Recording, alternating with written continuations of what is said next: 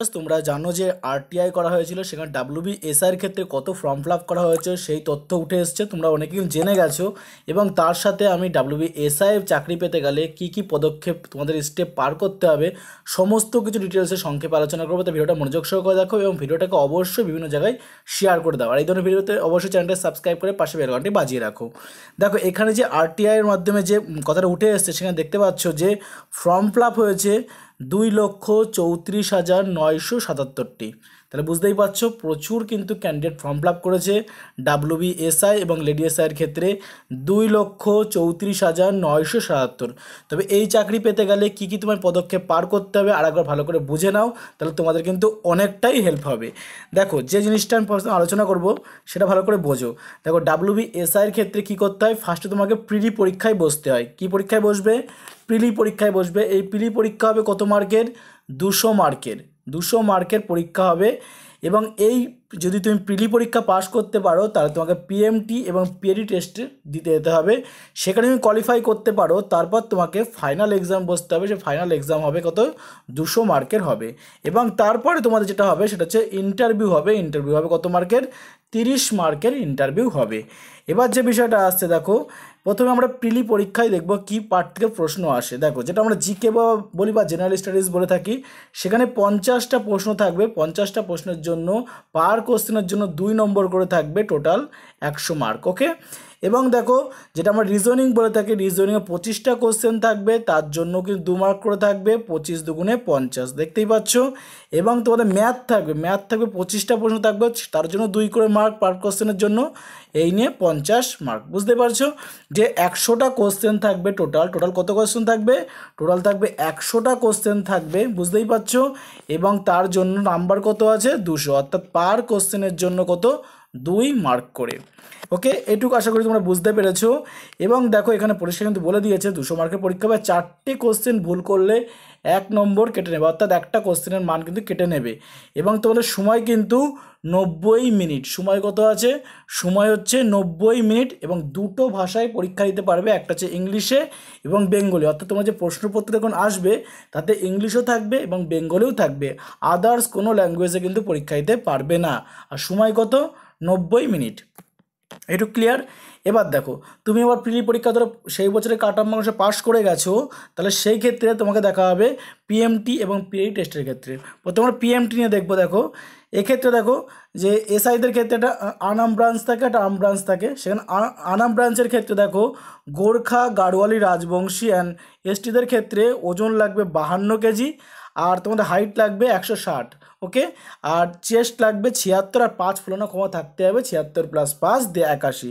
আর তুমি যদি হয়ে থাকো ইউআর, ওবিসি অথবা এসসি ক্যান্ডিডেট হয়ে থাকো, তাহলে সেক্ষেত্রে ওজন লাগবে ন্যূনতম 56 কেজি, হাইট লাগবে 167, চেস্ট লাগবে 79 এবং 5 ফোলানোর ক্ষমতা থাকতে হবে। ওকে। এবার যদি তুমি আম ব্রাঞ্চের জন্য হয়ে থাকো, তাহলে সেটা গোর্খা, গাড়োয়ালি, রাজবংশী এবং এসটিদের ক্ষেত্রে 54 কেজি ওজন লাগবে, 163 সেমি হাইট লাগবে এবং চেস্ট লাগবে 81 এবং 5 ফোলানো ক্ষমতা থাকতে হবে। আর যদি তুমি ইউআর হয়ে থাকো, ওবিসি হয়ে থাকো, এসসি হয়ে থাকো, সেক্ষেত্রে ওজন লাগবে 60 কেজি, হাইট লাগবে 173 সেমি এবং চেস্ট লাগবে 76 + 5 ফোলানোর ক্ষমতা থাকতে হবে। বুঝতেই পেরেছো?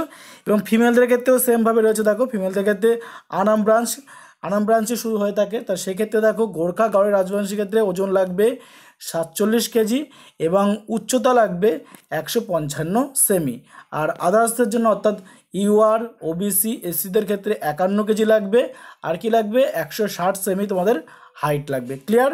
এবং থার্ড জেন্ডারের জন্য দেখো যে গোর্খা, গাড়োয়ালি, রাজবংশী এবং এসটিদের ক্ষেত্রে 50 কেজি তোমার ন্যূনতম ওজন লাগবে এবং হাইট লাগবে 160। আর যদি তুমি ইউআর হয়ে থাকো, ওবিসি হয়ে থাকো, এসসি হয়ে থাকো, সেক্ষেত্রে 54 কেজি তোমার ওজন লাগবে এবং হাইট লাগবে 166 সেমি। ওকে। এটা তোমাকে পিএমটি পাস করার জন্য এইগুলো তোমার ন্যূনতম লাগবে। এবং পিএমটি যদি ক্লিয়ার করো, পিএটি অর্থাৎ রানের জন্য ক্ষেত্রে কী আছে দেখো, মেল ক্যান্ডিডেটের ক্ষেত্রে আম এবং আনাম ব্রাঞ্চ যেটাই হয়ে থাকো 800 মিটার রান করতে হবে, 3 মিনিট সময় পাবে। ঠিক আছে, 800 মিটার রান 3 মিনিট। আর ফিমেলদের ক্ষেত্রে দেখো 400 মিটার রান করতে হবে 2 মিনিটে। বুঝতে পারছো? আর থার্ড জেন্ডারদের ক্ষেত্রে রয়েছে দেখো 400 মিটার রান করতে হবে 1 মিনিট 40 সেকেন্ডে। ক্লিয়ার? যদি তুমি এই পিএমটি পিএটি ক্লিয়ার করতে পারো, তাহলে তোমাকে বসতে হবে কি মেন এক্সামে, যেটা মেন এক্সাম সেটাই হচ্ছে মোস্ট ইম্পর্টেন্ট জিনিস। পেপার 1, পেপার 2 এবং পেপার 3।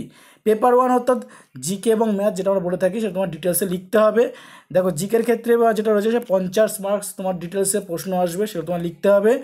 আর তারপর থাকবে রিজনিং, সেখানেও 25টা প্রশ্ন থাকবে, এবং ম্যাথে থাকবে 25টা কোশ্চেন। সব কিন্তু ডিটেলসে তোমাকে কিন্তু করে দেখাতে হবে। সেক্ষেত্রে সময় থাকবে কত? 2 ঘন্টা সময় থাকবে, বুঝতে পেরেছো?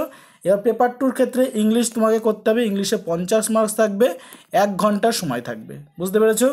এবং বেঙ্গলি আর হিন্দি আর উর্দু আর নেপালি, যে এই যে আরেকটা যে তোমার মেন ল্যাঙ্গুয়েজ, তোমার যে মেন ল্যাঙ্গুয়েজ তুমি চাইছো, তার উপরে কিন্তু 50 মার্কস থাকবে, তার জন্য সময় কিন্তু 1 ঘন্টা।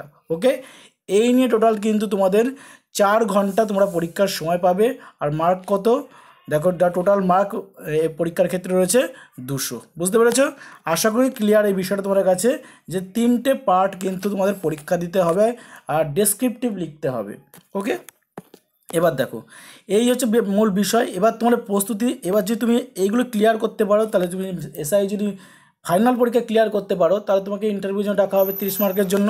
ওকে, এই হচ্ছে মূল বিষয়। চাকরি পেতে গেলে তোমাকে এই স্টেপগুলোকে ভালো করে পালন করতে হবে। আর তোমাদের কিন্তু শুরুতেই বলে দিলাম যে এই বছরে ফর্ম ফিল আপ করেছে 2,34,977 জন।